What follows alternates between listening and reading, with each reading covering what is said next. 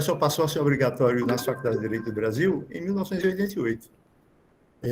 Então, quando eu estudava, nem era obrigatório ainda, mas na minha faculdade já tinha, era a Faculdade de Direito da USP. E Direito Financeiro deveria ter, mas eu lembro que a única coisa que o professor falou de Direito Financeiro foi mostrando a diferença entre Direito Tributário e Direito Financeiro. Depois, ensinou só Direito Tributário. Então, praticamente, na faculdade, eu não vi Direito Financeiro. Mas aí depois eu fiz concurso para procurador da Fazenda Nacional e lá exigia muito Direito Financeiro. Aí foi onde eu passei a estudar Direito Financeiro e constatei que o Direito Financeiro ele é muito mais amplo do que o Direito Tributário. Infelizmente, ele não é matéria obrigatória nas faculdades. As boas faculdades têm a cadeira de Direito Financeiro como matéria eletiva. Como é um assunto muito técnico, os alunos não optam por aquela matéria, logo a matéria termina não sendo ministrada. Porque os alunos não a elegem, logo a faculdade não disponibiliza professor para aquela cadeira. Mas algumas faculdades têm direito financeiro como matéria obrigatória. A importância do direito financeiro é que ele cuida de todas as receitas previstas na legislação para os entes públicos. E então, tem toda uma estruturação hoje na Constituição de 1988 voltada para o financeiro. A diferença básica entre direito financeiro e direito tributário é exatamente esta. O direito financeiro, ele trata de como se criarem as receitas, né, que serão arrecadadas pelo ente público para fazer frente às despesas que o ente público tem. E já o direito tributário é apenas uma dessas receitas. E o direito tributário ele trata da relação jurídico-tributária entre o fisco e o contribuinte, no que consiste no nascimento da obrigação tributária e na cobrança e na arrecadação do tributo. Então, nós vamos tentar expor primeiro para vocês a parte estrutural do direito financeiro no nosso direito constitucional. Eu fiz umas anotações aqui para facilitar o encaminhamento da matéria. Na Constituição do Brasil, hoje nós temos regras específicas no artigo 163, começa no artigo 163 e vai até o artigo 169 da Constituição, traçando normas estruturais quanto aos orçamentos, né, e quanto às competências.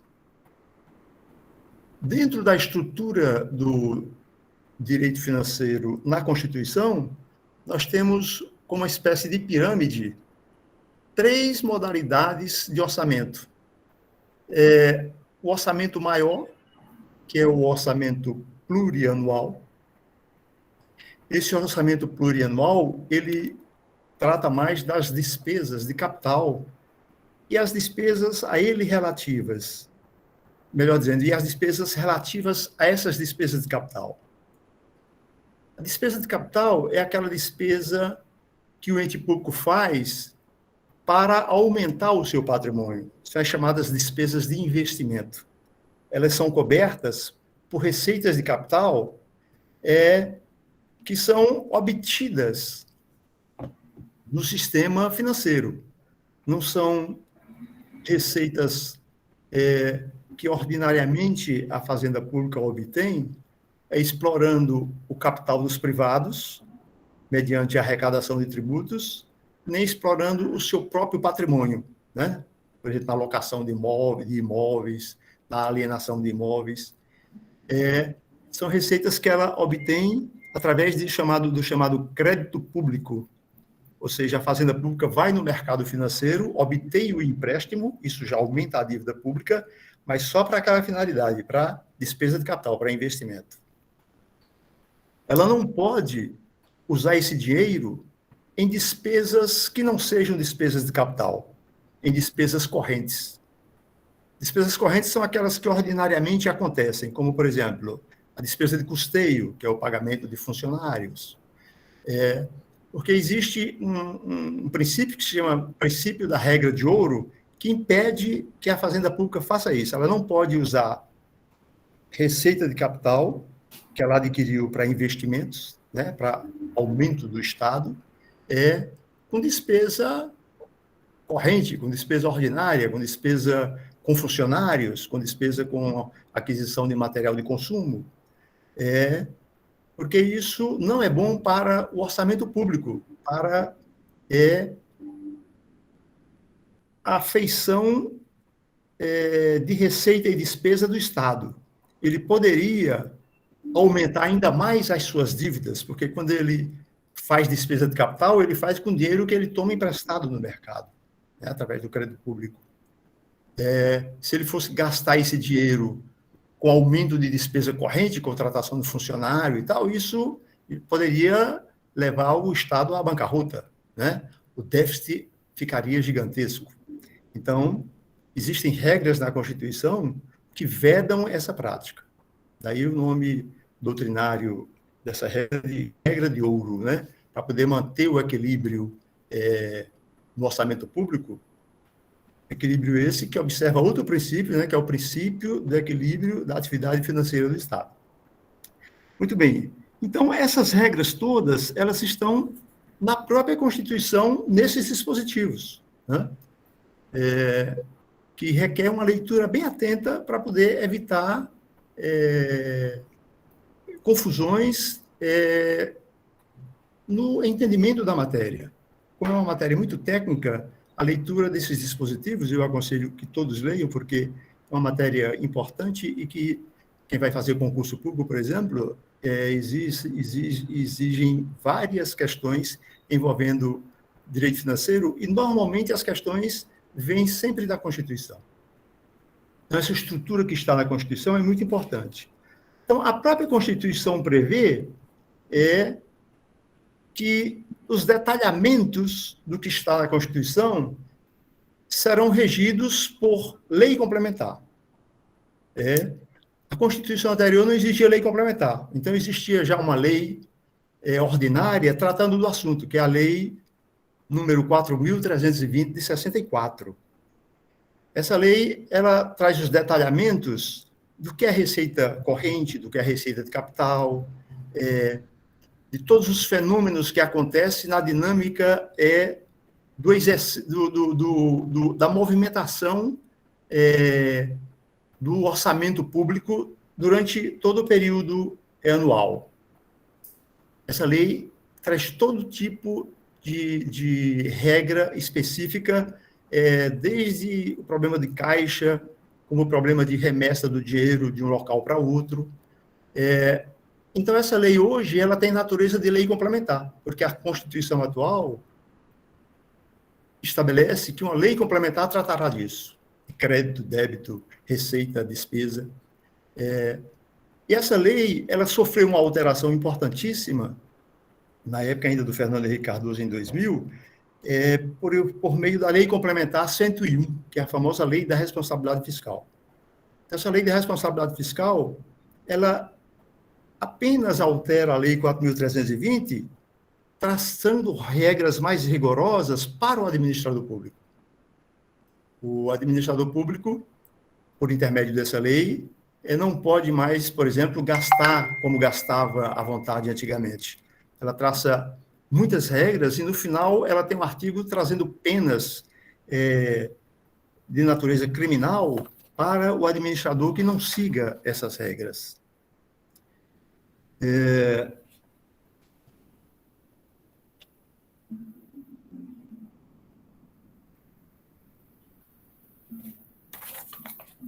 Estou seguindo o roteiro aqui para não me perder. Muito bem. O orçamento público, as três modalidades de orçamento público, eles têm regras específicas de como ele é elaborado e de como ele é aprovado no parlamento. Então, os projetos de leis do orçamento público, eles são de exclusiva competência do chefe do executivo. E aí a Constituição estabelece prazos para o Executivo apresentar o projeto de lei e para o Parlamento devolver o projeto de lei aprovado, né? Aprovado ou votado. O plano plurianual, que é o mais amplo, ele tem um período de duração que é o mesmo período de duração do mandato do presidente da República. Então, o plano plurianual, o prazo de duração dele hoje é de 4 anos, porque o mandato do presidente da República hoje é de 4 anos, né? Já foi de 5. E aí a Constituição estabelece que a lei complementar também trataria desses prazos de encaminhamento e de retorno desses orçamentos. Mas essa lei complementar nunca veio à luz, melhor dizendo, quando veio a lei complementar 101, ela tinha esses prazos, mas não se sabe bem por que razão o Executivo vetou. No entanto, a Constituição, lá no ADCT, no Ato das Disposições Constitucionais Tributárias, tem regras tratando do assunto. Então, atualmente, como até hoje não saiu lei complementar estabelecendo esses prazos, você aplica os prazos que estão lá no artigo 35, parágrafo 2º do ADCT, do Ato das Disposições Constitucionais Tributárias. Então, eu vou mostrar para vocês, rapidamente, como é esse fluxo. Vamos, então, examinar primeiro a lei do plano plurianual, que é o orçamento mais amplo, aquele que tem uma previsão de 4 anos para as despesas de capital e as demais despesas vinculadas a essas despesas de capital. O projeto é feito no Executivo, né?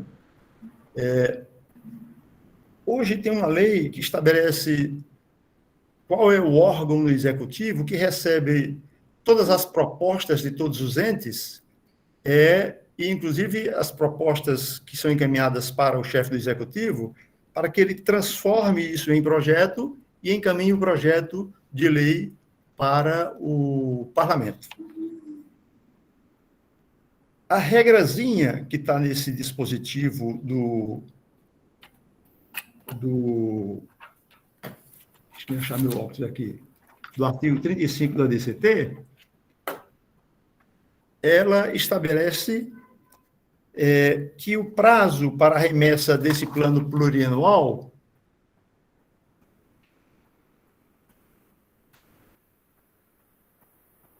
é até 30 de agosto.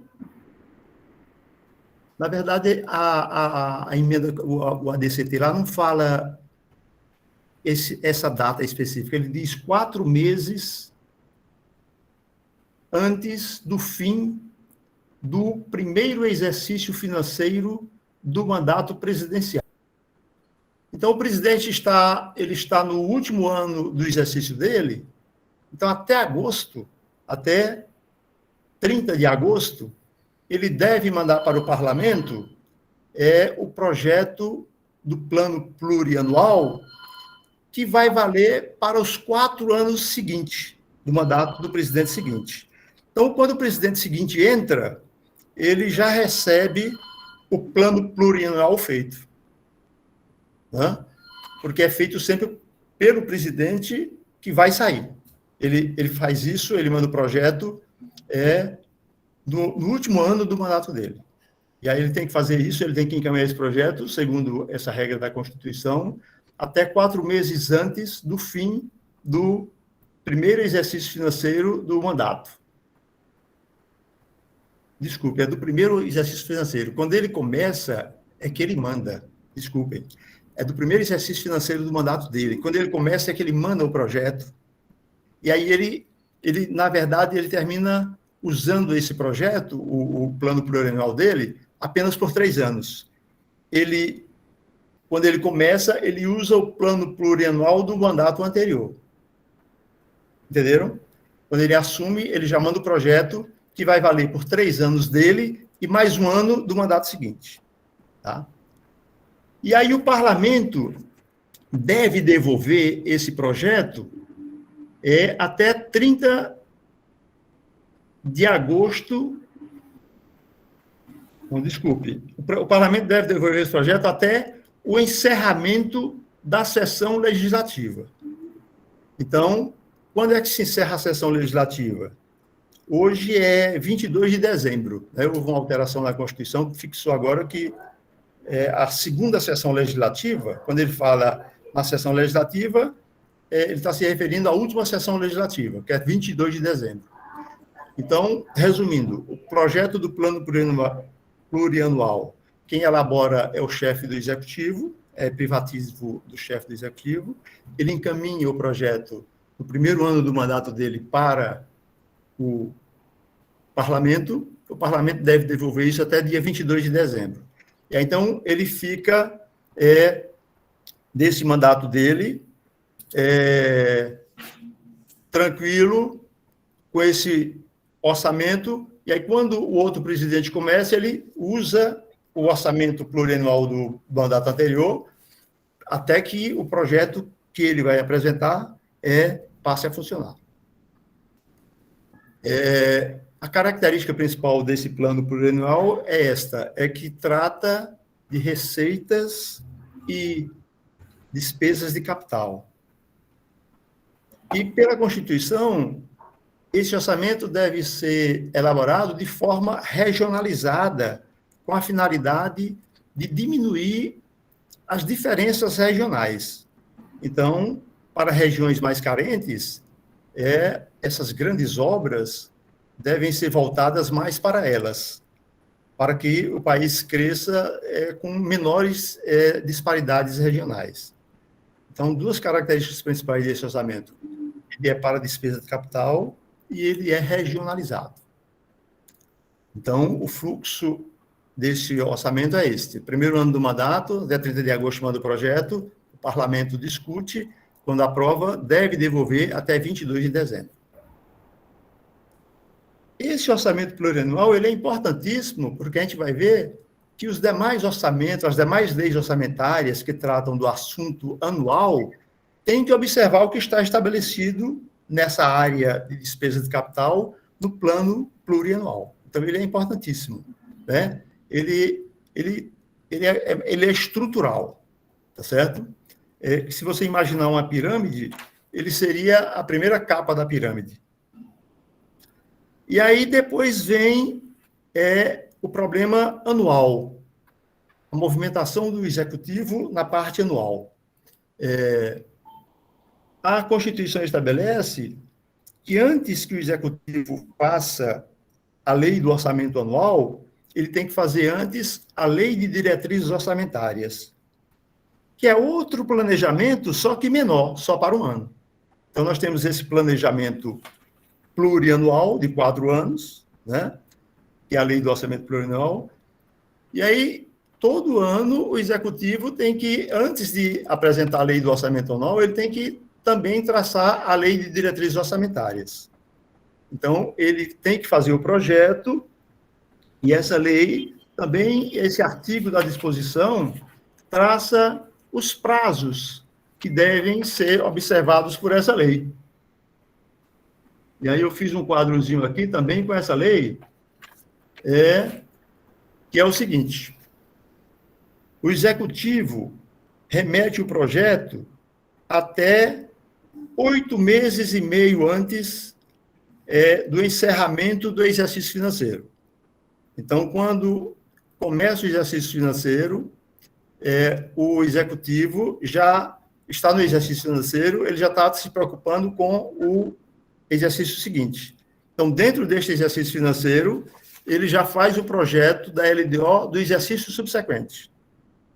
Então, ele tem que mandar o projeto pelo menos até 8 meses e meio antes do encerramento do exercício financeiro para o Poder Legislativo. 8 meses e meio antes do exercício financeiro, eu calculei que seja 15 de abril. Né? A doutrina não fala das datas, repete apenas o que está, pelo menos os doutrinadores que eu vi, repete apenas o que está no texto do dispositivo lá do ADCT, que fala em 8 meses e meio, mas pelos meus cálculos seria 15 de abril. Aí o Executivo manda esse projeto para o Legislativo. E o Legislativo deve devolver isso esse projeto de lei para ele até o final da primeira sessão legislativa. Então, veja, primeiro período da sessão legislativa, porque a sessão legislativa tem 2 períodos, né? Um que vai de fevereiro até julho e outro que vai de agosto até dezembro. Então, esse primeiro, que eu estive vendo na Constituição, termina em 17 de julho, o artigo 57 da Constituição, que trata das sessões legislativas. Então, resumindo, o Executivo manda para o Parlamento, até 15 de abril, o projeto da LDO do exercício seguinte, né? E o Legislativo deve devolver para o Executivo essa lei já votada até 1º de julho, aliás, até 17 de julho, que é o final da sessão, do primeiro período da sessão legislativa. E interessante que a Constituição tem uma espécie de uma punição para os parlamentares se esse prazo não for observado. Segundo a Constituição, se o parlamento não devolver esse projeto já votado até 17 de julho, eles não podem entrar em recesso. Então, fica em recesso permanente até a LDO ser votada. E por que esse prazo tão curto para o parlamento fazer isso? Porque é com base nessa LDO que o Poder Executivo vai elaborar o projeto da Lei do Orçamento Anual, que é exatamente a lei que trata do dinheiro, a lei que trata das receitas e das despesas. Essa lei de diretrizes orçamentárias, ela é o planejamento do orçamento anual. É nela, então, essa lei é importantíssima, porque é nela que será, com o projeto dela, o debate no parlamento, se discute o que vai poder constar do orçamento anual, o que é que vai ser tirado, o que é que vai ser colocado. Tudo é nessa lei. Então, as repartições federais, as autarquias, que tem que mandar a proposta do orçamento dela para o Executivo, que aí o Executivo junta todas as propostas, o Judiciário, através do Presidente do Supremo, todos os entes mandam as propostas para o Executivo, para o órgão próprio do Executivo, que é no Ministério do Planejamento. E aí é lá onde se estabelece o debate para o Executivo elaborar o seu projeto final. E aí vai para o Parlamento. E aí o Parlamento vai, debate, transforma em lei e volta. E aí depois o Executivo vai apresentar a Lei do Orçamento Anual, que é outra lei. Então, se vocês vejam, já é a terceira lei, né? O PPA, o LDO, aí vem... É a lei que dizem que é mais importante, porque é através dessa lei que se faz a previsão concreta das dotações orçamentárias, que é a Lei do Orçamento Anual. É onde vai ter a estimativa das receitas. Então, o Executivo, através dos seus controles hoje, que são bem precisos, ele já estima aproximadamente qual vai ser a receita, né? Porque por conta da experiência do passado. Então, na parte de estimativa da receita, ele indica quais são as estimativas com base nos dados dele. Porque ele só vai poder indicar para despesas o mesmo total das receitas, que o orçamento não já pode começar deficitário, a não ser em casos excepcionais, como está acontecendo hoje, que ele já vai deficitário com autorização do Congresso. Mas, pelo princípio do equilíbrio entre receita e despesa, deve ir o mesmo total de receita estimada para o mesmo total de despesa. E aí, então, esse orçamento, essa lei aqui, sim, ela gera muitos debates no parlamento. Porque é quando o Executivo recebe todas essas propostas, e aí, com base nas estimativas de receita que ele tem, ele negocia com os vários entes públicos federais que encaminham a proposta para ele. Isso acontece também no Estado, isso também acontece no município. Eu estou falando em termos federais. Aí então ele elabora o projeto e encaminha para o parlamento. E que é o prazo que ele tem para encaminhar esse projeto? Então, está lá nesse artigo 35 lá do ADCT, parágrafo 2º, um dos incisos dele, eu acho que é o inciso 3º. Encaminha o projeto até 4 meses antes do encerramento do exercício financeiro. Interessante, um parentezinho aí, eu falei em exercício financeiro, e aí a gente fica na dúvida, qual é o exercício financeiro no Brasil? Quando é que termina o exercício financeiro? Que a sessão legislativa nós já vimos. Tem um artigo na Constituição que diz quais são os períodos das sessões legislativas, artigo 57. A segunda sessão termina em 22 de dezembro, a primeira termina em 17, né? Uma começa em fevereiro, outra começa em agosto. Lá as datas estão no artigo 57. Agora, e o exercício financeiro? Onde é que está a previsão do exercício financeiro? Quando é que termina o exercício financeiro no Brasil? A Lei 4.320 tem um artigo dela que diz que o exercício financeiro é o do ano civil. É o artigo 34 da Lei 4.320. É o do ano civil. Então, você precisa saber qual é o ano civil, qual é a lei que trata do ano civil. Eu tenho um livrozinho a respeito do assunto, na época eu pesquisei muito e coloquei todas essas leis lá no meu livrozinho. É a Lei 810 de 1949. Ela diz que o exercício civil do Brasil termina em 31 de dezembro. Então, o presidente da República, os 8 meses que ele conta antes para encaminhar melhor dizendo, os 4 meses que ele conta para encaminhar o projeto da lei do orçamento anual, ele conta de 31 de dezembro para trás. Né? E aí, então, ele manda esse projeto de 31 de dezembro para trás, qual é o mês? Dezembro, novembro, outubro, setembro. Então, até o final de agosto que ele tem que mandar esse projeto, não é isso? E aí o parlamento debate esse projeto e deve devolver, já votado, até o encerramento da sessão legislativa, que é 22 de dezembro. Então, veja o encadeamento. A lei de diretrizes orçamentárias deve ser feita pelo parlamento até 17 de julho e entrega para o executivo sancionar e publicar.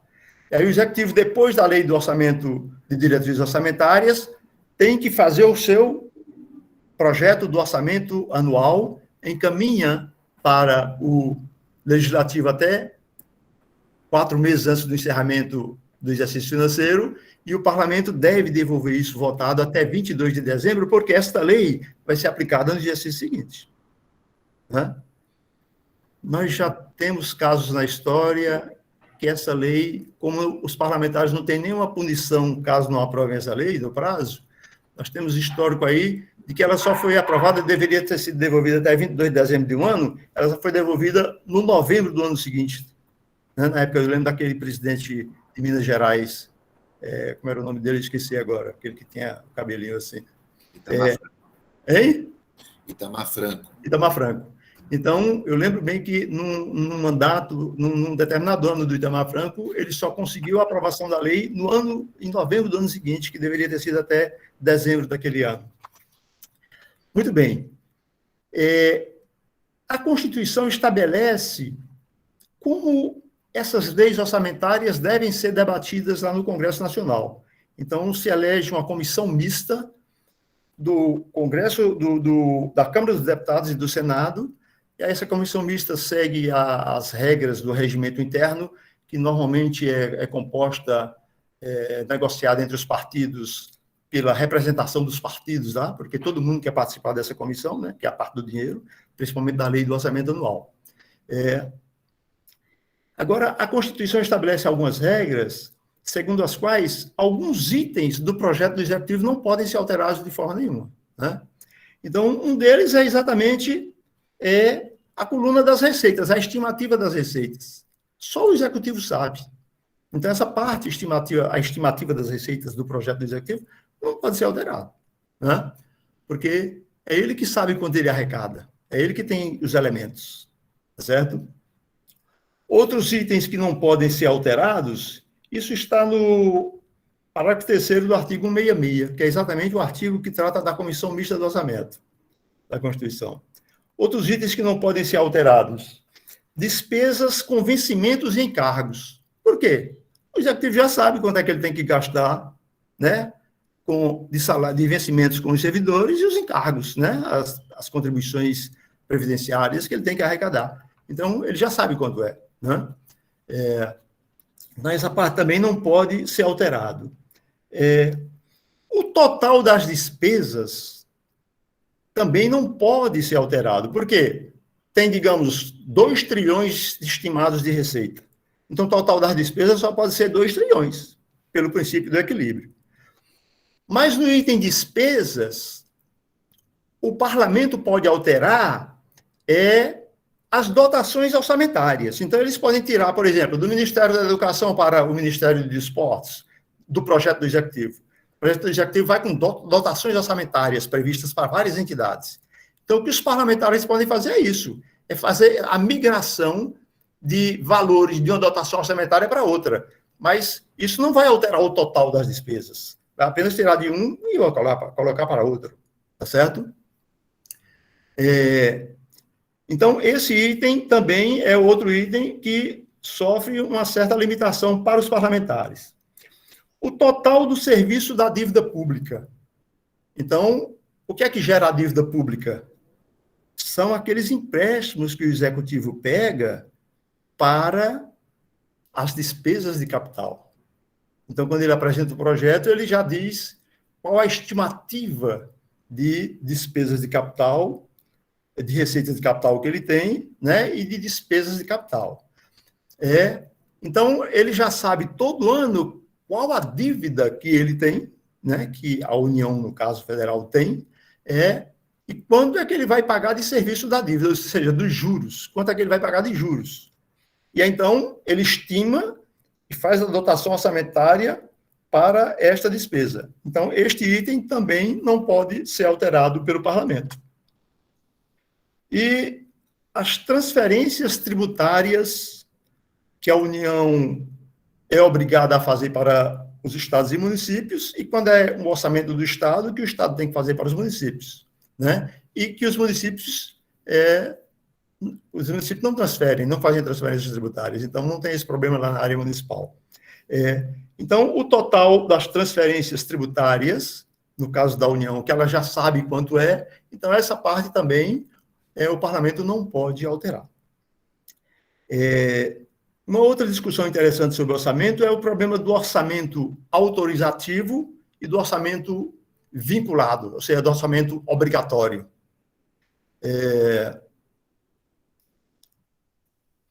Regra geral, o orçamento é autorizativo. É uma lei que o parlamento aprova, autorizando o executivo a gastar, né, fazer aquelas despesas. O executivo pode ou não fazer aquelas despesas.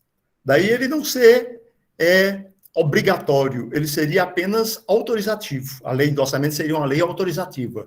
O parlamento autorizando o executivo a fazer gastos, mas só naquelas previsões da lei orçamentária. Ele não poderia alterar. Se ele quiser alterar, ele tem que, durante o exercício, apresentar um projeto de lei específico para alterar aquele tópico, aquela dotação orçamentária. Mas está vingando muito fortemente no parlamento, em face da fraqueza do Poder Executivo, a criação de imensas dotações orçamentárias obrigatórias. É a chamada dotação orçamentária vinculada. O Executivo é obrigado a aplicar aquele dinheiro naquele período, né? Aí são as chamadas emendas dos parlamentares, né? Os parlamentares criam dotações orçamentárias específicas para haver gastos nas suas bases eleitorais e colocam regras na lei do orçamento dizendo que aquilo é obrigatório sob pena de responsabilidade, né? Porque o Executivo, quando não cumpre a lei orçamentária, aí você vai lá para a Lei Complementar 101, no final dela tem as penas, né? E aí ele pode incidir em penalidades criminais ou de responsabilidade se ele não cumprir a lei orçamentária. Então, hoje o orçamento brasileiro, ele não é só autorizativo. Muitas vezes ele não era só autorizativo em muitos itens, mas agora o total de itens vinculados e despesas obrigatórias cresceu bastante nos últimos tempos, tendo em vista a fraqueza do executivo, né? Como é um executivo fraco, depende muito do parlamento, o parlamento começa a fazer alterações prejudicando a dinâmica do orçamento depois para o executivo. Porque ele tendo verbas vinculadas, ele não vai ter como cumprir as suas promessas eleitorais, né, dentro das dotações orçamentárias imaginadas por ele. Então, essa é a estrutura hoje do orçamento público no Brasil, né? O direito financeiro, as regras que tratam desses assuntos são regras de direito financeiro, não são regras de direito tributário, né? Como é que se cria uma despesa pública?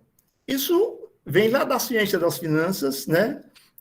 Da sociologia também e da economia. Surgem determinadas atividades que a própria sociedade e o parlamento entendem que o Estado deve incorporar aquela atividade. Aí, a partir do momento que o Estado incorpora aquela atividade, decorrente de fatos sociais, né, que são estudados principalmente na ciência das finanças, porque é a ciência que estuda os problemas das atividades financeiras do Estado. Aí, quando se cria essa atividade para o Estado, aí então o parlamento, que cria essa atividade, normalmente por lei, também é obrigado a criar a respectiva receita, né? Dizer de onde é que o Estado vai obter receita para fazer frente àquela despesa. Então, a dinâmica funciona mais ou menos dessa forma. Até então, nós estamos apenas no campo das finanças públicas. Dentro de toda essa sistemática da legislação orçamentária, nós temos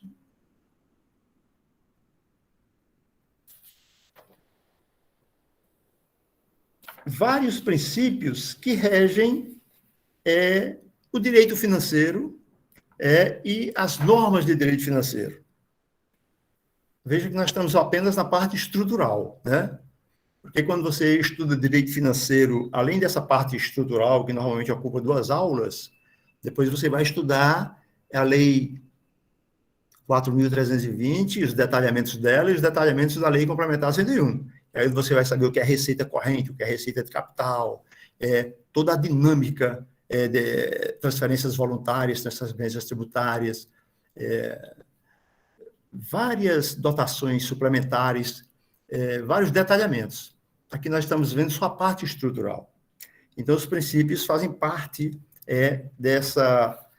complementam essa parte estrutural. Então, dentro dos princípios do direito financeiro, se sobressai, como em qualquer ramo do direito no Brasil, o princípio da legalidade, né? Aí, o princípio da legalidade no direito financeiro hoje, ele tem o princípio da legalidade vinculado à lei complementar, né? E o princípio da legalidade vinculado à lei ordinária, né? Na lei complementar, é semelhante a direito tributário, a gente vai ver, essas leis estruturantes, que têm natureza de lei complementar, elas traçam a estrutura geral do orçamento público no Brasil, que vale tanto para a União, como para os estados, como para os municípios. A Lei Complementar 101, de 2000, que ela alterou um pouco a Lei 4.320 e limitou mais a atividade do administrador público, tornou ela mais rigorosa no campo financeiro, foi uma exigência do Fundo Monetário Internacional, na época do Fernando Henrique Cardoso. É tanto que existem várias regras dessa lei que que fazem parte do Código de Procedimento Prático do Fundo Monetário Internacional, né? Essa lei, por exemplo, o princípio da regra de ouro, que está na Constituição e também está na Lei Complementar 101, faz parte do Código de Práticas do Fundo Monetário Internacional. E por que é que o fundo impôs isso? Para poder fazer um equilíbrio nas contas públicas dos países, principalmente dos países em desenvolvimento ou então subdesenvolvidos, para sobrar dinheiro para pagar as dívidas, né, dos bancos e as dívidas no mercado internacional. Então, o FMI cuida disso, né? É uma espécie de xerife das contas públicas para garantir o recebimento dos créditos dos credores daqueles países. Muito bem. Então, o princípio da legalidade no campo do direito financeiro é semelhante ao campo tributário, é estruturante, tem a lei complementar estruturante e tem as leis da dinâmica do orçamento, que são essas leis que nós vimos, são leis ordinárias. Quando se quer alterar a lei do plano plurianual, é feita a lei do plano plurianual e está no exercício dele em 4 anos, se você quiser alterar aquela lei, o executivo, se quiser alterar aquela lei, ele não precisa de uma lei complementar. Ele vai precisar de um projeto de lei específico, tanto para a lei do plano plurianual, como para a lei do orçamento anual, como para a lei de diretrizes orçamentárias. Então, a lei complementar que trata hoje do plano, nós já vimos, é a lei complementar 101, a lei 4.320, e as leis orçamentárias propriamente ditas, todo ano, de 4 em 4 anos sai a lei do plano plurianual, e todo ano sai uma lei de diretrizes orçamentárias e uma lei do orçamento anual. Então, esse é o princípio, é assim que se estrutura o princípio da lei complementar no direito brasileiro, tributário financeiro brasileiro. O princípio da regra de ouro nós já vimos, né?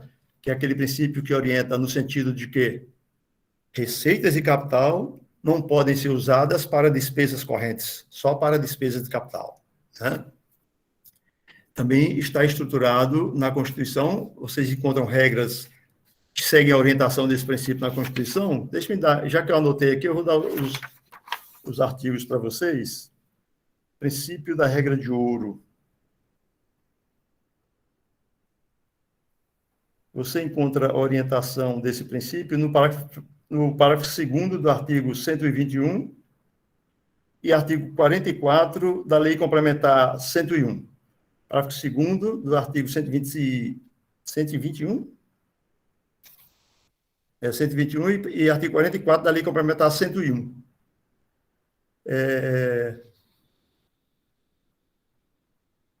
Na Constituição, você encontra regras dele no artigo 167, alguns incisos do artigo 167.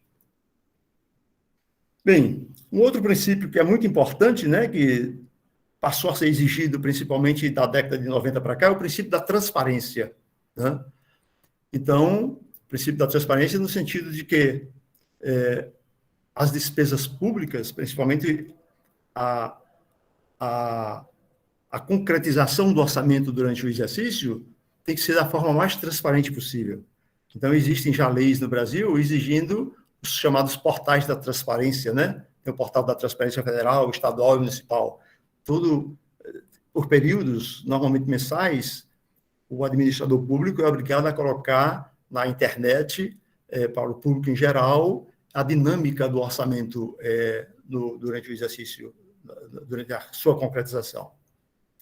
Esse princípio ele é veiculado no artigo 4º da Lei Complementar, a Lei Complementar 101. Princípio, não, desculpa, é do parágrafo 4º do artigo 32 da Lei Complementar 101. E no artigo 48 e 49 também dessa mesma lei, tá? Esse princípio está lá claramente exigido. Bem, um outro princípio também importante no orçamento público são 2 princípios coligados: o princípio da disponibilidade econômica e o princípio da disponibilidade financeira. O princípio da disponibilidade econômica, ele diz respeito ao problema do direito do ente público à dotação orçamentária.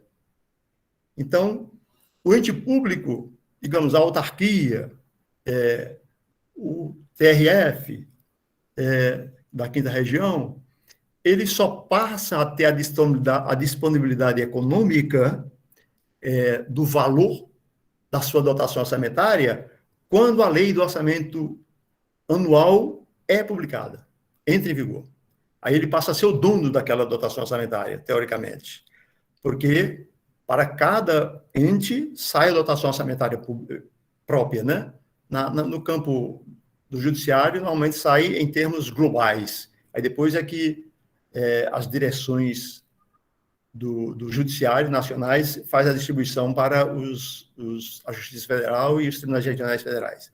Mas a partir do momento que se aprova a lei do orçamento, se diz que os entes passam a ser o dono daquele dinheiro, ou seja, eles têm a disponibilidade econômica do dinheiro. E aí, então, eles já poderão fazer licitação pública. Por isso a importância da lei do orçamento anual. Enquanto a lei do orçamento anual não for aprovada, os entes públicos não podem nem fazer licitação, porque eles não eles não têm a disponibilidade econômica da sua dotação orçamentária ainda. Agora, quando a lei do orçamento é aprovada, então eles têm a disponibilidade econômica, então eles poderão fazer licitação, tá? E, em seguida, vem o problema da disponibilidade financeira. Quando é que ele vai ter disponibilidade financeira para poder fazer empenhos? Então, ele faz a licitação, os concorrentes disputam, um deles ganha a licitação. Mas, até então, o ente público não vai nem poder firmar, ao meu entender, firmar o contrato, porque ele ainda não recebeu na sua conta financeira o repasse do valor financeiro da dotação orçamentária dele, que normalmente é feito em 12º mensal.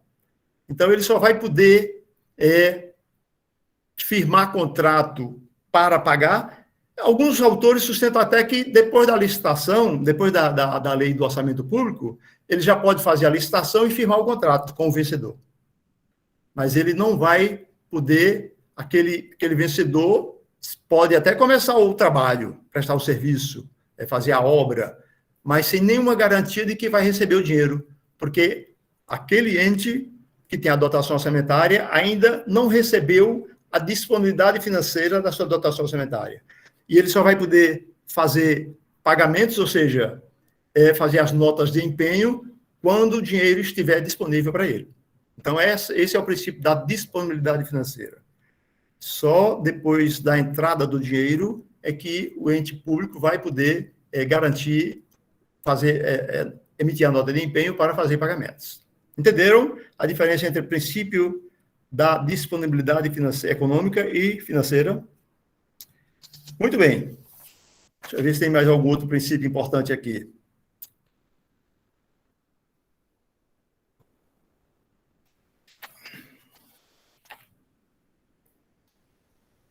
Princípio da exclusividade. Esse princípio é importantíssimo, ele é histórico.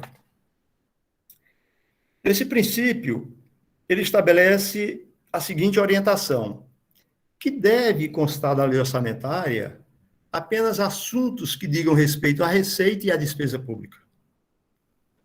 Então, esse princípio, ele evita as chamadas caudas orçamentárias, que era muito comum na República Velha. O parlamento estava aprovando a lei do orçamento e negociava com o chefe do executivo, olha, a gente aprova o orçamento desde que você nomeie tais fulanos, né, parentes. Isso saía na lei orçamentária, a nomeação dos cicranos, dos parentes dos parlamentares. Ou então, estabelecia determinadas verbas específicas para determinadas despesas de parlamentares.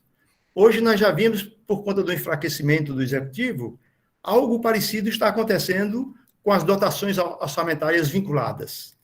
Mas naquela época das caudas orçamentárias, na época do Rui Barbosa, o Rui Barbosa chamava isso até de rabilongos, era uma coisa gritante. Saía nomeação de parentes para determinados cargos na lei do orçamento. Então, esse princípio está hoje na Constituição, no parágrafo 8º do artigo 165, né? De que a lei do orçamento deve tratar apenas de assuntos ditos orçamentários, receitas e despesas, para evitar as caudas orçamentárias. O princípio da universalidade, que parece ser a outra moeda, o outro lado da moeda da exclusividade, ele estabelece que ele deve ser bem abrangente, deve abranger todas as despesas e todas as receitas. Tem até orientação no sentido de que até despesas que estão apenas em debates, receitas que ainda estão em debates no orçamento, já devem estar estimadas na lei do orçamento e com dotação orçamentária não definitiva na lei do orçamento para, se essas despesas se realizar durante o exercício, essa receita, já tem a despesa prevista para ela. Então, é o princípio da universalidade, deve abranger tudo, tá certo? Muito bem. Então, são esses os principais princípios que eu destaquei dentro do orçamento. E dentro do orçamento, merece destaque também, porque foge um pouco da própria lei orçamentária, porque já está previsto na própria Constituição, são as receitas tributárias obrigatórias, né? Aquelas receitas tributárias, melhor dizendo, das transferências tributárias obrigatórias, que estão lá no artigo 158 e 159 da Constituição, que são regras da Constituição que dizem que a União é obrigada a repassar um percentual do imposto de renda, um percentual do IPI para os estados e para os municípios, né? Para os fundos dos municípios e para os fundos municipais. E uma parte, e o Estado também é obrigado a repassar alguns valores do seu ICMS, 25% do seu ICMS para o município e 50% do ICMS na alienação de veículos, né? Então, essas são receitas tributárias obrigatórias. Quer dizer, elas são apenas estimadas do orçamento e o Estado e o município que vai receber isso é que vai colocar a respectiva despesa no seu orçamento. Então, meus amigos, essa é a parte estrutural do direito financeiro. Já na parte estrutural do direito tributário, né, os aspectos estruturais, nós vamos ser mais breves, porque isso normalmente é bem analisado nas faculdades de Direito. Vocês já devem ter visto isso, estão no sétimo período? Eu acho que já, né, Elia? Sétimo período, eles já viram Direito Tributário? Não, estamos começando agora o Direito Tributário. Ah, é? Embora em Direito Constitucional pudesse esse assunto surgir, mas normalmente não surge, não é, Alves? Sei. Normalmente não surge. Realmente. Bem, ver os princípios e tal, né, na Direito Constitucional. Bem, o direito tributário, o aspecto estrutural também dele, é meio semelhante ao financeiro, tem a parte que exige lei complementar para tratar de determinados assuntos. Então, as regras gerais de direito tributário é uma lei complementar, né? Isso vem desde a emenda 18 de 65. Né? Quando fizeram a emenda 18 de 65, a Constituição de 45 ainda, se criou essa exigência, mas na Constituição de 45 não existia a figura da lei complementar. Então, é por isso que o Código Tributário Nacional foi feito através de uma lei ordinária. Porque, embora a Constituição já estabelecesse que normas gerais de direito tributário serão veiculadas em lei complementar, não existia a figura da lei complementar na Constituição de 45. E aí, então, fizeram o Código Tributário através de uma lei ordinária, que é a Lei 5.172 de 66. Mas aí, depois, veio a emenda 1 de 69 e depois a Constituição de 67, estabelecendo a mesma regra, e aí a doutrina foi e passou a entender que a Lei 5.172, a Lei do Código Tributário Nacional, ela tem natureza de lei complementar, porque ela trata de assuntos que só podem ser tratados em lei complementar. Então, é uma lei ordinária que transmudou-se em lei complementar por conta de regras constitucionais que vieram depois dela. É bem interessante esse fenômeno no Brasil. Nós vimos há pouco que também aconteceu a mesma coisa com a Lei 4.320, né? A Lei 4.320 é uma lei ordinária que traça normas gerais de direito financeiro. Mas como a Constituição de 88 passou a exigir lei complementar, então ela tem hoje natureza de lei complementar e só pode ser alterada por lei complementar segundo a melhor doutrina. Aconteceu o mesmo com o Código Tributário Nacional. Então, normas gerais de direito tributário, hoje no Brasil, nós podemos imaginar que todas estão no Código Tributário Nacional. Mas alguns acontecimentos ocorreram no dia a dia do Brasil e alguns tributos foram tirados de dentro do Código Tributário Nacional e foram tratados em diploma normativo à parte. Dois deles, o ICMS e o ISS. Antigamente, bem no começo, por exemplo, os municípios tinham competência para instituir ICMS, era uma loucura. E aí, então, houve uma alteração constitucional ao longo do tempo, e aí o ICMS e o ISS ficaram tão modificados da Constituição que as regras que estavam lá no Código Tributário Nacional não davam mais amparo a eles. E aí, então, criaram um diploma normativo à parte tratando dos dois impostos, que foi um decreto-lei 406. Esse decreto-lei, a doutrina passou a entender que ele também tinha natureza de direito de lei complementar, porque ele traçava normas gerais sobre dois impostos, o ISS e o então ICM. Aí veio a Constituição de 88 e alterou mais ainda, né? Acrescentou um S ao ICM, Imposto sobre Circulação de Mercadorias, e serviços agora também, porque alguns serviços passaram a ser tributados pelo imposto estadual. Então, houve necessidade também de uma ampliação dessas leis complementares a respeito. Ao invés deles alterarem o Código Tributário e colocarem essas regras dentro do Código Tributário, eles traçaram um novo diploma, que é a Lei Complementar 87, de 96, traçando normas gerais sobre o ICMS e algumas regras sobre o ISS. E, em 2003, eles editaram a Lei Complementar 116, traçando normas gerais só sobre o ISS. Então, hoje nós temos essas regras estruturantes, que é o Código Tributário Nacional, que trata de quase todos os tributos. Aí temos a Lei Complementar 87, que trata só do ICMS, e temos a Lei Complementar 116, que trata do ISS. E depois ainda veio um sistema tributário menor para as micro e pequenas empresas, que é o Simples Nacional, né? O sistema do Simples Nacional, que é uma outra lei complementar, é a Lei Complementar 123. E tudo isso está previsto na Constituição, né? O sistema na Constituição começa do artigo 145 e vai longe, viu? E aí, então, você lendo a Constituição atentamente, você vai ver que ela exige lei complementar para esses fenômenos, né? E agora, para a instituição dos tributos, na grande maioria, exige apenas lei ordinária. Então, a União, quando vai instituir, por exemplo, alterar o IPI, é uma lei, o imposto de renda é uma lei, o município, quando vai instituir o ISS e alterar, é uma lei, o Estado, quando vai mexer no seu ICMS, é lei, né? Lei ordinária. Agora, na área federal, o legislador exige para alguns tributos lei complementar, é a chamada lei complementar específica, né? Então, por exemplo, o empréstimo compulsório, cuja natureza tributária é discutível, se é tributo, se não é, mas a Constituição exige para um deles, tem duas modalidades, para um deles exige lei complementar, né? Imposto sobre grandes fortunas, a União tem competência para instituir imposto sobre grandes fortunas, mas se ela quiser instituir, ela não vai poder instituir por lei ordinária, tem que ser por lei complementar, porque a Constituição exige isso. Onde é que está isso, hein? Eu tenho um artigo aqui, artigo 150, inciso... Depois eu vejo. Lei complementar geral e lei complementar específica para instituir tributos. Empréstimo compulsório, artigo 148. O 153, inciso 7. Sétimo, tá certo. Havia aqui agora, Hélio. Muito obrigado. Então, esses tributos, se a União também tem competência residual para criar tributos.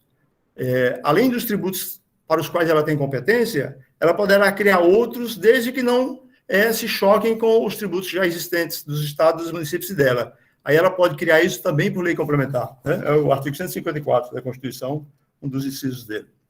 Muito bem. Então, a estrutura é essa: lei complementar para tratar de assuntos gerais e para alguns tributos na área federal, né? E lei ordinária para a dinâmica do dia a dia da instituição dos tributos, né? E alterações dos tributos, tá certo?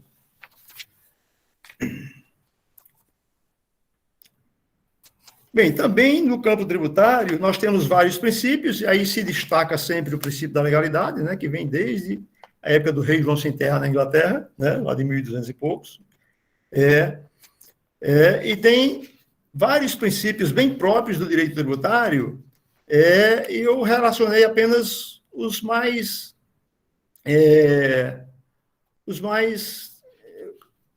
que a gente ouve falar mais no dia a dia, tá certo? Que o principal, o que eu acho um dos principais dele é o princípio da anterioridade do exercício, né? Se estabelece a lei aumentando o tributo ou criando o tributo, mas essa lei só poderá entrar em vigor no exercício subsequente. Essa é a regra geral. A gente vai ver que tem várias exceções dentro dessa regra. Um outro princípio também importante é o da irretroatividade, né? A lei tributária, a lei que cria o tributo, não pode ser aplicada ex tunc, ou seja, para trás, é só dali para frente, né? Então, não se pode criar um fato gerador, não se pode estabelecer o fato gerador de um tributo para pegar fatos passados, é só dali para frente, tá certo? É ex nunc. Então, o princípio da anterioridade, hoje ele tem muitas exceções, ele está previsto no artigo 153, 3, inciso 3º, letra B do Código Tributário Nacional, e ele traz várias exceções no parágrafo 1º do artigo. Tá? Eu nem vou entrar nessas exceções, porque essas exceções já faz parte, não da parte estrutural, faz parte do detalhamento de cada tributo, né? Porque, como vocês nunca viram, vão se perder. A importância desses aspectos gerais é a gente ver os aspectos gerais. Então, nós temos o princípio da legalidade, que se concretiza daquelas formas, aí tem o princípio da anterioridade, que, regra geral, é a seguinte: aumenta-se a lei, o tributo, se observa que essa lei só pode entrar em exercício no ano subsequente. Agora, existe o princípio da anterioridade de apenas 90 dias, que é o chamado princípio da anterioridade nonagesimal. Então, já é uma exceção ao princípio da anterioridade do exercício. Então, esse princípio, ele não prevê que a lei só entrará em vigor no exercício subsequente, mas apenas 90 dias depois da entrada em vigor da lei, né? A publicação da lei. Então, se observa apenas 90 dias. Alguns tributos estão submetidos a esse princípio. Por exemplo, as contribuições da Seguridade Social. Essa regra está lá no artigo 195, parágrafo 6º. O IPI, hoje, nessas exceções do Imposto sobre Produtos Industrializados, que é o Imposto Federal, dessas exceções do parágrafo 1º também está hoje submetido a 90 dias. Muito bem.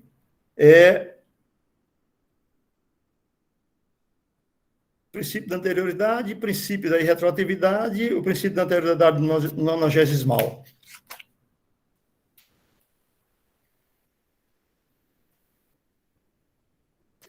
Um outro princípio, que esse é muito importante, está até em discussão no Supremo Tribunal Federal, é o princípio do não confisco. A carga tributária não pode ter efeito confiscatório. Imaginemos um imposto que for 100% da renda, então ele seria confiscatório. Agora, qual é o percentual ideal? Isso é a política quem vai decidir. E esse princípio, ele envolve toda a carga tributária ou é por cada tributo? Então, por exemplo, o princípio do não confisco é só envolvendo o imposto de renda, é só para o imposto de renda ou é para toda a carga tributária? Por exemplo, o servidor público federal hoje, ele paga normalmente 27,5% de imposto de renda, pode chegar a 22% de contribuição previdenciária dele, né? Isso gera um montante gigantesco.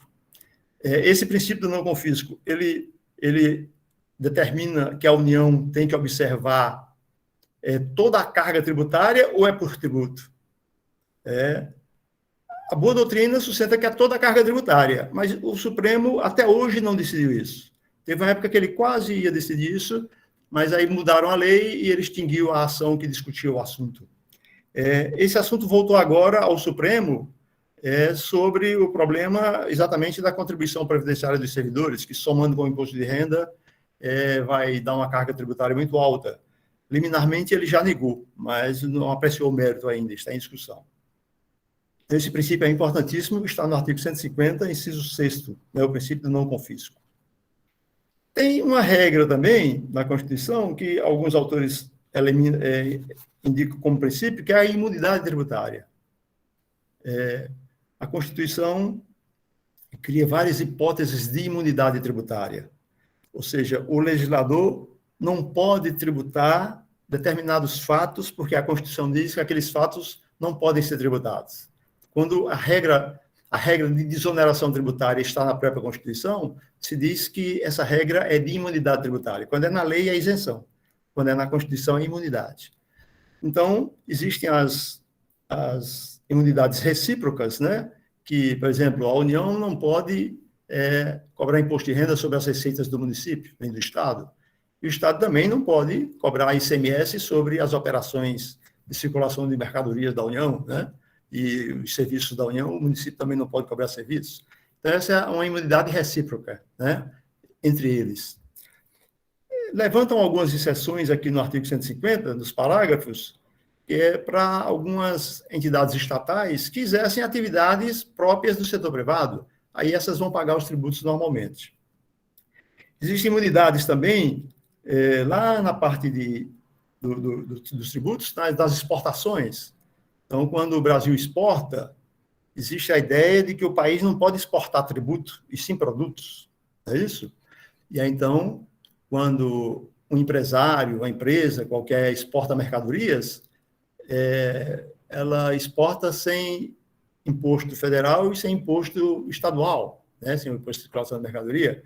Então, como é uma regra que está na Constituição, se diz que essa regra, que é uma imunidade tributária, tá certo? Então, alguns autores tratam a imunidade tributária como um princípio de desoneração tributária. E é importante e interessante também notar que o princípio da legalidade lá, que nós vimos no começo, ele não se aplica só à instituição e aumento de tributos. Ele se aplica também à desoneração tributária. Quando o ente público, quando a União, ou o Estado, o município, o Distrito Federal querem criar uma isenção tributária ou a redução de uma base de cálculo, eles só podem fazer por lei. Interessante é que essa regra é relativamente nova no direito constitucional brasileiro. Foi uma emenda constitucional que incluiu isso no artigo 150, no parágrafo 6º do artigo 150, não lembro qual o número da emenda, mas é recente. E por que isso? Porque o ente tributante não é dono do dinheiro do tributo, né? O administrador tributário não é o dono do tributo. O dono do tributo é o povo.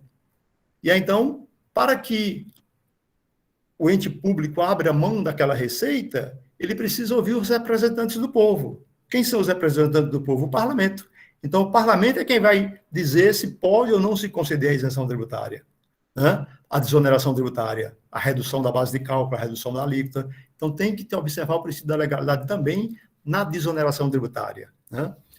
Isso é importantíssimo também. É uma novidade até na Constituição brasileira.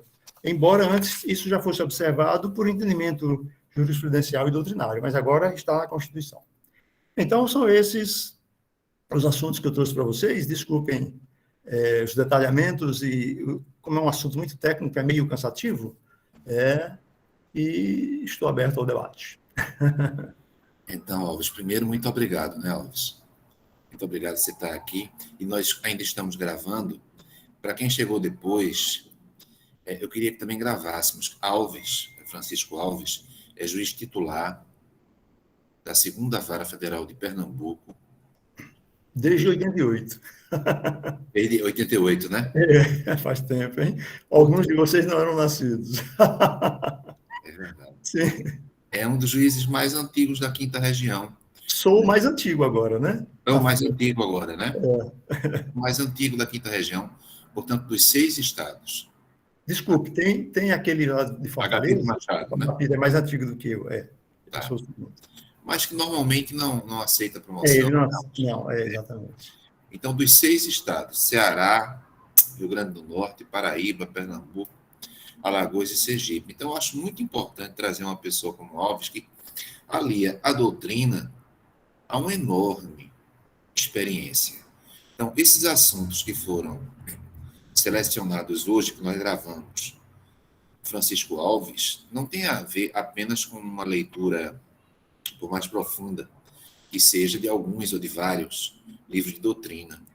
Tem a ver também com a prática profissional, porque Alves é juiz federal desde 88, mas antes disso, Alves, me corrija, Alves é mestre em Direito. Tributário. Eu fiz graduação na USP e fiz mestrado na Federal daqui, né? A minha tese de mestrado, aliás, se transformou em livro. Estou até com um exemplo aqui. Este livrinho aqui, da editora Renovar, Rio de Janeiro e São Paulo. Claro que ele já está mais do que superado, porque isso é de 2000, né? E a decadência e prescrição do direito tributário brasileiro já muda diuturnamente, né? E eu nunca tive tempo de atualizar para sair uma segunda edição. A primeira edição terminou em 11 meses.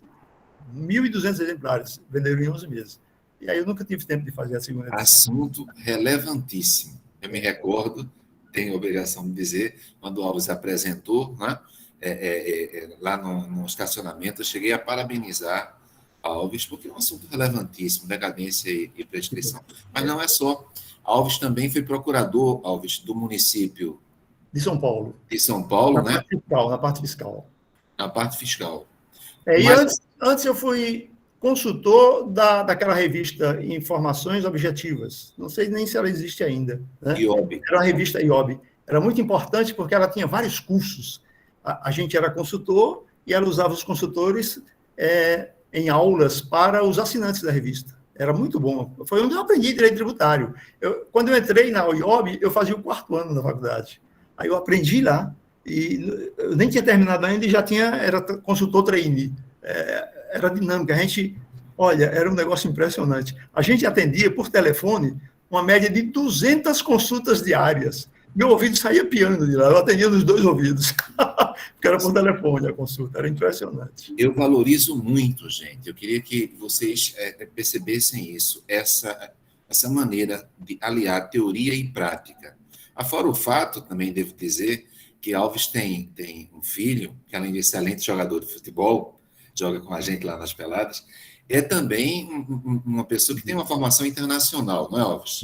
O Vinícius, ele fez mestrado nos Estados Unidos, na Georgetown, e de todos os alunos do mestrado, 60 alunos no mestrado da Georgetown naquele ano, só 2 foram aprovados no exame de OAB de lá. Foi uma moça da República Dominicana e o Vinícius. Ele tem a OAB dos Estados Unidos. Ele advogou lá, advogou durante 2 anos lá. Aliás, hoje ele está morando lá. Por conta da Covid, ele foi para lá, que a mulher dele é americana e um filho, e ela trabalha lá como publicitária. Ela ganha até mais do que ele como publicitária lá. E aí ele foi para lá e o escritório dele é em São Paulo. Ele faz tudo pela internet, né? Ele é tributarista do Tosini Freire, ele é sócio do Tosini Freire Advogados. É um bom advogado, viu? Faz palestras na França, na Itália, ele é convidado para todo lugar. Aliás, ele hoje está entrando com ação como amicus curiae naquela ADCI 49, que discute o ICMS em alguma coisa. Aí ele está entrando como amicus curiae, como advogado de uma associação de empresários de São Paulo. Então, Elvis, quando se fala em internacionalização, e a academia vem falando muito, Elvis, eu acredito que vocês da graduação, estou vendo aqui Célia, Juliano do mestrado, vem falando muito em internacionalização. Então, Alves também é um ponto assim de contato extremamente significativo por todo o conhecimento que ele possui, né? Vocês digam apenas uma pequena parte, por toda a experiência profissional que ele possui. Acho que não tem nenhum advogado aqui em Pernambuco com experiência que não conhece Francisco Alves, juiz titular da segunda vara, né? Além disso, ainda tem um filho que nos permite ter um contato direto com parte da Europa, com os Estados Unidos. Então, isso é internacionalização, gente. Eu fico muito feliz, Alves, por ter tido a oportunidade de gravar este nosso encontro, por ter a possibilidade de ter feito um convite para você, e você ter aceito esse convite e permitir que aqui os alunos da graduação tenham escutado um professor muito mais experiente do que eu, em financeiro, em tributário, né? Dando uma aula que nós gravamos, né? E isso fica registrado. Então, a gente pretende, Alves, nessas aulas desse semestre, estava conversando com eles, o nome do teu filho, Vinícius. Vinícius de quê, Alves? Vinícius Jucá Alves. Vinícius Jucá. Jucá é do avô paterno dele e Alves é meu. Foi bem. Então, Jucá do Ceará, viu? E vamos chamar Vinícius aqui para ele falar um pouco sobre o sistema societário. Conversa com ele. Você tem o WhatsApp dele, não? Ainda não tem, vou ter. Você vai mandar para mim. Eu queria convidá-lo para conversar conosco um pouco. Ele é advogado prático do direito tributário. Ele só faz direito tributário, né? Estando nos Estados Unidos e com a formação em Georgetown, significa que ele pode nos falar um pouco sobre o sistema, o direito tributário nos Estados Unidos. Pode, tranquilamente. Né? Muito bom. E eu estou trazendo também aqui, no dia 17 de setembro, Alves. Sim. Eu estou trazendo o Fábio, do Rio de Janeiro. Certo. E estou trazendo o professor Diogo Leite de Campos, que é doutor pela Universidade de Paris, pela Universidade de Coimbra. Então, a gente está tentando a internacionalização. Eu espero que o pessoal da graduação ele participe. A gente tem um canal no YouTube, você sabe disso, né, Alves? Se vocês puderem se inscrever, dá uma força para a gente, porque eu pretendo também fazer algumas aulas. Esse pessoal que está conversando agora, eu acho que deve ler blogs de juízes, porque tem a prática do dia a dia ali, né? O Hélio deve ter um blog, né? O Roberto Machado tem um. O meu é Francisco Alves Santos Júnior, blogspot.com. Repete, por favor. Esse Francisco Alves Santos Júnior.blogspot.com. Lá eu coloco aquelas sentenças que eu acho melhores, as decisões, e aqui eu escrevo um artigozinho. Eu escrevi um artigo outro dia sobre o fundo de garantia, né? Para que serve o fundo de garantia? A legitimidade para a cobrança do fundo de garantia quando o empresário não paga, e o problema delicadíssimo do fundo de garantia, que é a prescrição, né? Com todas as decisões do STJ, as últimas decisões estão lá nesse artigo. Publiquei a semana passada, lá no blog. Então, nada mais atualizado, gente. Então, quando se perguntar, olha, você tem algumas indicações bibliográficas a fazer? Por exemplo, o blog do Roberto Machado, o blog do Francisco Alves, e, claro, também o meu canal no YouTube.